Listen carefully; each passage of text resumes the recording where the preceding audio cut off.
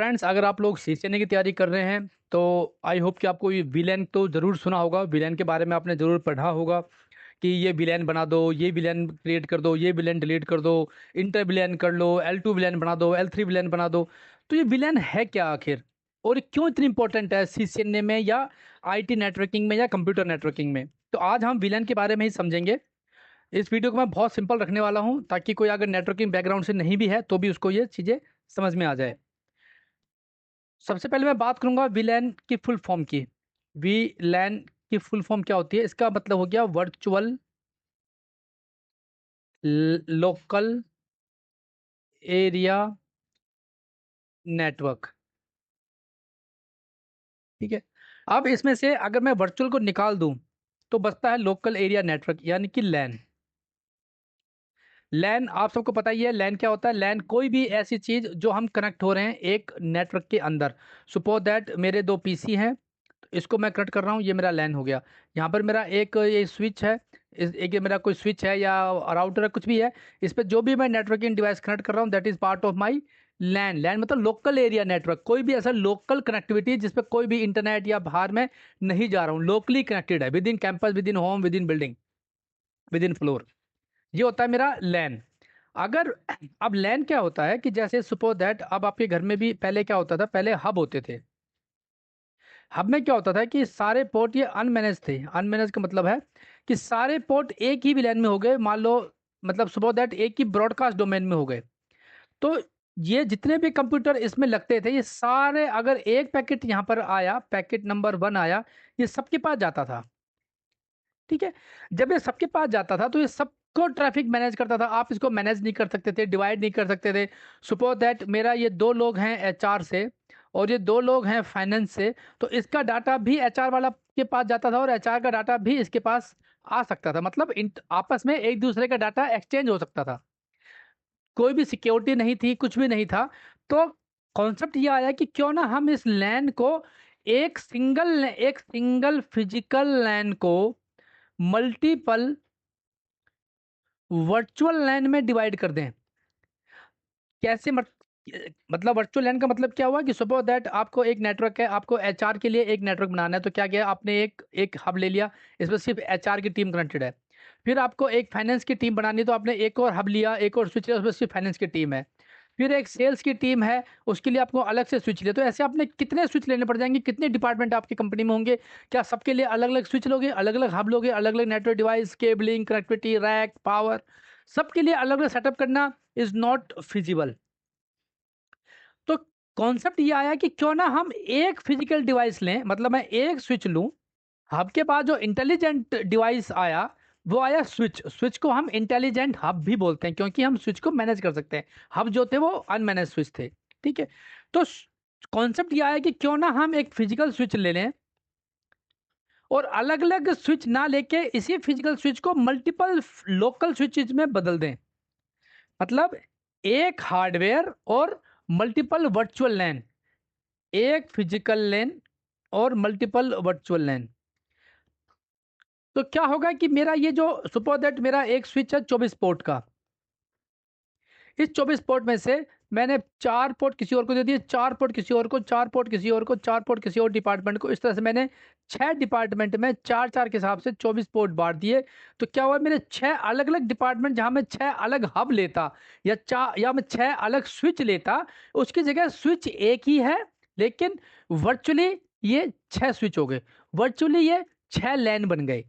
तो कॉन्सेप्ट ये था कि एक ही फिजिकल लैन को मल्टीपल लैन में डिवाइड करना इज वीलैन।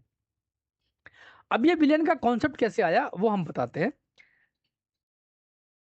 कॉन्सेप्ट ये आया, अब मेरा ये स्विच है, सपोज दैट ये मेरा एक स्विच है, इस पे मेरे ये 24 पोर्ट हैं। इसके अंदर यहाँ पर मेरा एक डिपार्टमेंट है एचआर, ये मेरा पोर्ट नंबर 10 है, ये पोर्ट नंबर 1 है, ये पोर्ट नंबर 10 है। इस पे कनेक्टेड है मेरा सेल्स, इस पे कनेक्टेड है मेरा कोई हायर मैनेजमेंट। अब जो विलेन, जो भी विलेन में क्रिएट करूंगा, इसकी विलेन मैंने बना दी सपोज दैट विलेन 10, इसकी विलेन बना दी विलेन 20, इनकी विलेन बना दी विलेन 30।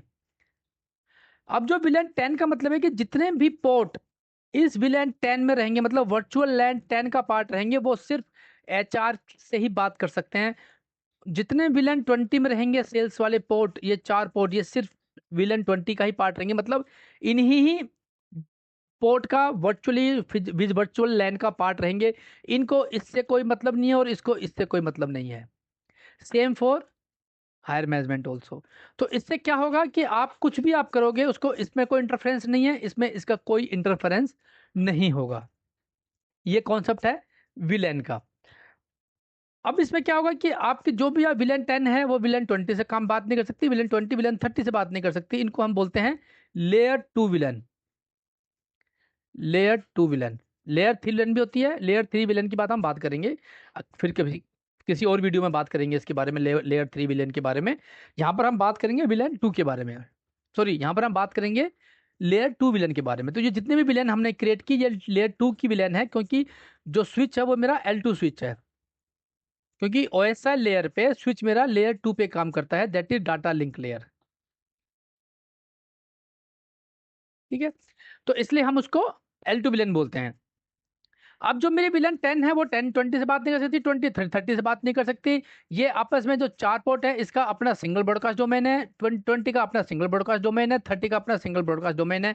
आपस में कोई किसी का इंटरफ्रेंस नहीं है, कोई किसी का ओवरलैपिंग नहीं है, कोई लूप नहीं है, कुछ नहीं हो सकता इसका हमारा। ये मेरा सेपरेट है। इसका क्या बेनिफिट मिल, इसका विलन बनाने का बेनिफिट क्या मिला?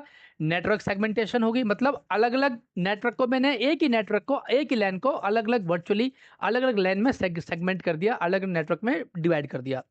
मेरी सिक्योरिटी बढ़ी। सिक्योरिटी कैसे बढ़ी कि 10 20 से बात नहीं कर सकता, 20 30 से बात नहीं कर सकता, मतलब मेरी सिक्योरिटी बढ़ गई, एक दूसरे की मेरी प्राइवेसी बनी रही।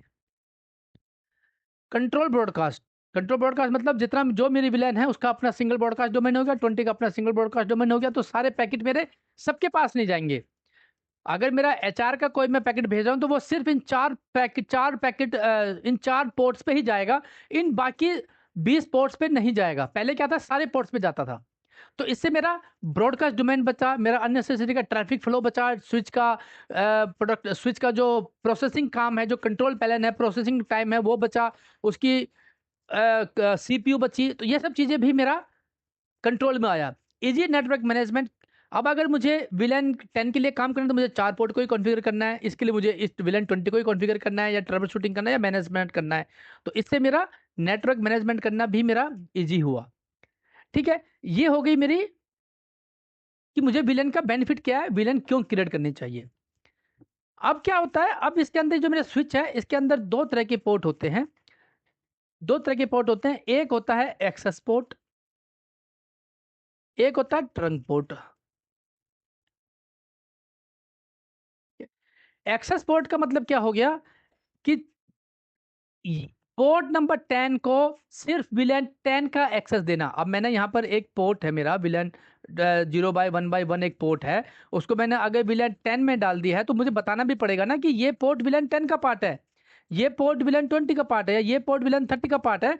तो मुझे उस पोर्ट को उस विलेन का एक्सेस देना पड़ेगा, that is called access VLAN. ठीक है, ट्रंक पोर्ट के बारे में हम थोड़ी देर में बात करते हैं। तो ये मेरा एक्सेस पोर्ट हो गया। तो हम इसको कॉन्फ़िगर कैसे करते हैं? अगर मैं स्विच पे बात करूंगा, मैं सबसे पहले स्विच पे लॉगिन करूंगा। जैसे ही लॉगिन करूंगा बूट होगा, बूट के बाद मैं 11 इनेबल डालूंगा, इनेबल पासवर्ड। इनेबल के बाद इसमें जाएगा कॉन्फ़िग मोड में जाऊंगा, मैं कॉन्फ़िग टर्मिनल करूंगा। जैसे मैं कॉन्फ़िग मोड में जाऊंगा इसमें अंदर जाएगा मेरे पास जो कॉन्फ़िगर करूंगा, मैं करूंगा VLAN। अब मैं इस पर लिखने वाला हूं VLAN 10 और एंटर मार दूंगा। कॉन्फ़िग मोड में गया, VLAN 10 मारा, एंटर मारा, यहाँ मेरी VLAN क्रिएट हो गई, विलन 10 क्रिएट हो चुकी है। अब मैं इसको विलन का नाम भी दे सकता हूँ, जैसे नेम HR। अब ये जो मेरी विलेन है ये विलेन 10 क्रिएट हो गई है। अब मैंने विलेन 10 बना दी, मैंने अभी सेम काम करूंगा, मैं कॉन्फ़िग टी पे जाऊंगा, विलेन लिखूंगा 20, एंटर मारूंगा, नेम सेल्स, विलेन 20 क्रिएट होगी, इसी तरह 30 क्रिएट हो जाएगी। अब मेरी विलेन 10 और 20 क्रिएट हो गई, मतलब मेरी विलेन 10 और विलेन 20 क्रिएट हो गई। अभी सब क्रिएट हुई है, अब मुझे उन पोर्ट्स को बताना भी पड़ेगा भी कौन से पोर्ट किस विलन का पार्ट है। उसके लिए कमांड क्या है, अब मैं जाऊंगा इंटरफेस पे, कॉन्फ़िग मोड में जाऊंगा, कॉन्फ़िग मोड में जाऊंगा, interface, suppose that gigabit port है या फास्ट इंटरनेट पोर्ट है 0/1/1 एग्जाम्पल। इसके बाद में जाके यहाँ पर मैं जब इस इंटरफेस पे जाऊंगा, सबसे पहले मैं इसको पोर्ट मोड में लेके आऊंगा। कैसे लेके आऊंगा? Switch port mode access. मुझे इस पोर्ट को पहले एक्सेस पोर्ट बनाना पड़ेगा, तो मुझे इसको पहले सबसे पहले स्विच पोर्ट मोड एक्सेस बना दिया। अब इस एक्सेस पोर्ट को बनाऊंगा मैं स्विच पोर्ट एक्सेस VLAN 10 और उसके बाद एंटर। सेम चीज में इंटरफेस 1/2 के लिए करूंगा, स्विच पोर्ट मोड एक्सेस और स्विच पोर्ट मोड VLAN 20। इसी तरह 30 के लिए करूंगा। जब मैं ये इतने कमांड डाल दूंगा तो अब क्या होगा, मेरा इंटरफेस 1 है वो पहला तो एक्सेस पोर्ट बन गया और दूसरा इस VLAN 10 का पार्ट बन गया। इसी तरह मैं बाकी पोर्ट भी डाल दूंगा जितने मुझे VLAN 10 में डालने हैं। ये हो गया मेरा एक्सेस पोर्ट और VLAN की कॉन्फ़िगरेशन। ठीक है, आई होप कि आपको इतना समझ में आ गया होगा। तो हमने समझ लिया कि कॉन्फ़िगर कैसे करना है और एक्सेस पोर्ट हमारी क्या होता है और कैसे हम बनाते हैं। एक्सेस पोर्ट मतलब सेम VLAN को उसी के अंदर बात करना। तो जितने भी आपके VLAN 10 के पार्ट एक्सेस पोर्ट रहेंगे वो सारे एक ही नेटवर्क को एक्सेस कर सकते हैं। VLAN 10 के सारे स्विचेस के सारे नेटवर्क डिवाइसेस को एक्सेस कर सकते हैं, कम्युनिकेट कर सकते हैं। ठीक है, यहाँ तक बात होगी मेरी एक्सेस पोर्ट की। अब बात करते हैं हम ट्रंक पोर्ट की।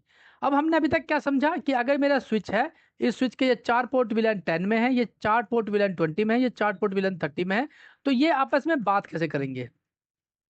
ठीक है, मतलब मेरी जो VLAN है, अब मैंने VLAN तो यहाँ पर भेज दिया, ये तो मेरा जो HR है इसको मैंने VLAN 10 का पार्ट बना दिया, ये मेरा सेल्स का VLAN 20 का पार्ट बना दिया इस मेरे PC को। बट इसमें कुछ ऐसे भी लोग होंगे जिनको VLAN 30 का भी वो चाहिए और VLAN 20 का भी, VLAN 10 का भी।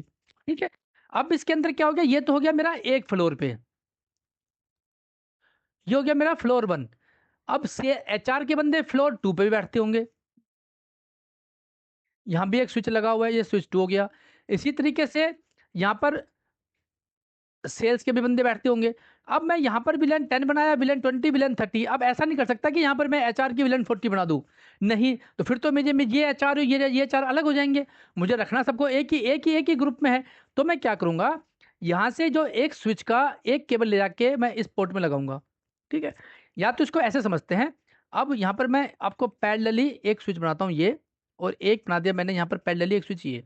ठीक है, पोर्ट नंबर 1 2 3, 1 2 3, ये मेरे जो तीनों पोर्ट हैं ये पोर्ट नंबर 10 का VLAN 10 का पार्ट है, और ये 3 पोर्ट VLAN 20 का पार्ट है।